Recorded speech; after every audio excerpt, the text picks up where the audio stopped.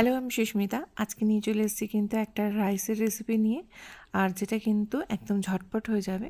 মাশরুমটা যদি ঘরে থাকে তাহলে কিন্তু আধা ঘন্টার মধ্যে এই রেসিপিটা তোমরা ঝটপট বানিয়ে নিতে পারবে। একদম একটা ওয়ান পট মিল, খুব কম টাইমের মধ্যে। তো চলো, ফার্স্টে আমি প্রেসার কুকারে এখানে দেখো সাদা তেল আর একটু ঘি গরম করে নিয়েছি। আর এখানে গোটা গরম মশলা ফোড়ন দিয়ে নিয়েছি। এখানে ছিল লবঙ্গ, দারচিনি, এলাচ দিয়ে এগুলো একটু নাড়াচাড়া করে নিয়ে পরে কিন্তু এখানে স্লাইস করে যে পেঁয়াজগুলো আছে সেটা দিয়ে দিয়েছি। এখানে একটা বড় সাইজের পেঁয়াজ ছিল, এরকম স্লাইস করে কেটে নিয়েছিলাম। তো হ্যাঁ, রেসিপিটা কী সেটা তোই বলতে ভুলে গেছি। রেসিপিটা হচ্ছে তোমার মাশরুম রাইস, একদম ইয়ামি ইয়ামি একটা মাশরুম রাইস। আর আমার আজকের এই রেসিপিতে না আলাদা আলাদা করে ইনগ্রিডিয়েন্টস দেখাবার মতন সত্যিই সময় ছিল না, ভীষণ লেট হয়ে গেছিলো। খুব ঝটপট করে রান্নাটা করেছি আর ভাবলাম যে ভিডিওটা করেই নিই, তোমাদের দেখাবো। তো পেঁয়াজটা ভাজা ভাজা হয়ে আসলে এখানে কিন্তু আমি একটু গ্রিন চিলি কুচি করে দিয়েছি, আর একটা মিডিয়াম সাইজের টমেটোর সাথে একটা ছোটো সাইজের টমেটো ভালো করে কুচি করে নিয়ে এরকম করে নাড়াচাড়া করে নেবো।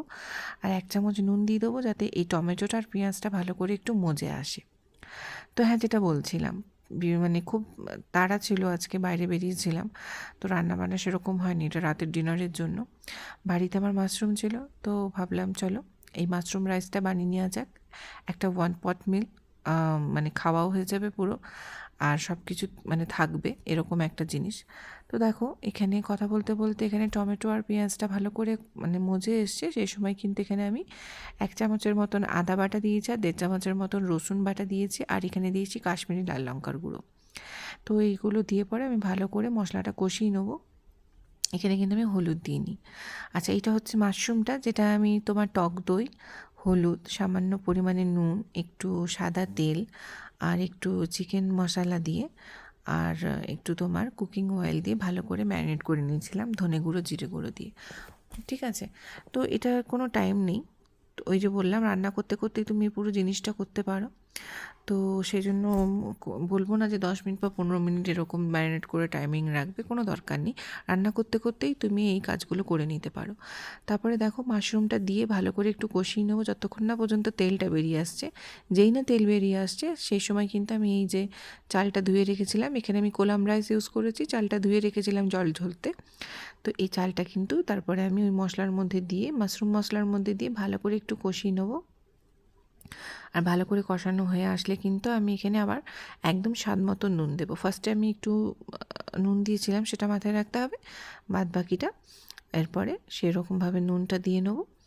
আর এখানে একটু ধনেপাতা কুচি দিয়ে দেবো অ্যারোমার জন্য। বিশ্বাস করো, এত ভালো লাগে। পুরো প্রিপারেশনটা আমার 30 থেকে 35 মিনিটের মধ্যে কিন্তু হয়ে গেছে। প্রেশার কুকারে যেহেতু করেছি সেই জন্য 30 থেকে 35 মিনিট। তোমাদের হাতে যেদিন সময় থাকবে না, যদি মনে হয় কিছু খেতে হবে ওয়ান পট মিল এরকম হিসাবে, তো এই হাতের কাছে যদি এই সমস্ত জিনিসগুলো থাকে ব্যাস, তাহলে আর কোনো কথাই নয়। মাশরুমের জায়গায় হয় সয়াবিন দিলে, সয়াবিনের জায়গায় হয়তো চিকেন দিলে, ব্যাস এরকমভাবেই কিন্তু রাইসটা তৈরি করে নিও। বিশ্বাস করো, 30 থেকে 35 মিনিটের মধ্যেই কিন্তু হয়ে যাবে। আচ্ছা, এখানে আমি বাটি ধোয়া জল, যে মশলাটা ছিল না মাশরুম মশলাটা, ওটার বাটি ধোয়া জলটা দিয়েছি। এবারে প্রেশার কুকারে অনেক সময় বুঝতে পারে না জলটা কীরকম দেবো। তো ব্যাপারটা হচ্ছে 2 কাপ চালে 4 কাপ জল, এটা হচ্ছে সহজ উপায়। আর আমার যেহেতু রান্না করে অভ্যাস হয়ে গেছে সেই জন্য আমি এভাবে মাপটা করি। এতটাই জল দিই যাতে আমার এই আঙুলের একটা কর ডুবে যায়। ঠিক আছে? তো আমার এইটাই এক্সপিরিয়েন্স আছে যে এরকমভাবে জল দিলে কিন্তু আমার একদম যেই রাইসটাই বানাই না কেন সেটা বেশ ঝরঝরে হয়। আর আমার এই প্রেশার কুকার, এটা 2 লিটারের প্রেশার কুকার। এটাতে আমি দেখো সবথেকে বড় বার্নারের গ্যাসে মানে যেটা আছে সেটাতে আমি 2 লিটারের প্রেশার কুকারটা দিয়ে একদম লো আঁচে করে, লো ফ্লেমে করে 2টো মাত্র সিটি দিয়েছি। তো বলে দিলাম পুরোপুরিটা, মানে একটা আইডিয়ার জন্য। তো 2টো সিটি আমার পড়ে গেছে। দেখো, আমার মাশরুম রাইসটাও কিন্তু তৈরি হয়ে গেছে। তো আমি এইভাবে কিন্তু জলের মাপটা করি এখন। ঠিক আছে? আমার এটা এক্সপিরিয়েন্স হয়ে গেছে বলে। তোমরা যারা এখনও নতুন তারা কিন্তু ওভাবে করতে পারো, 2 কাপ চালে 4 কাপ জল দিয়ে। ঠিক আছে? তো দেখে নাও, এখানে কিন্তু আমার একদম ঝরঝরে হয়ে গেছে রাইসটা, মাশরুম রাইসটা। আর বিশ্বাস করো, খেতে কিন্তু একদম ইয়াম্মি হয়েছিল। অবশ্যই তোমরা কিন্তু বানিয়ে খেও, হ্যাঁ? আর খেয়ে পরে জানিও কমেন্টে কেমন তোমাদের লেগেছে এই মাশরুম রাইস।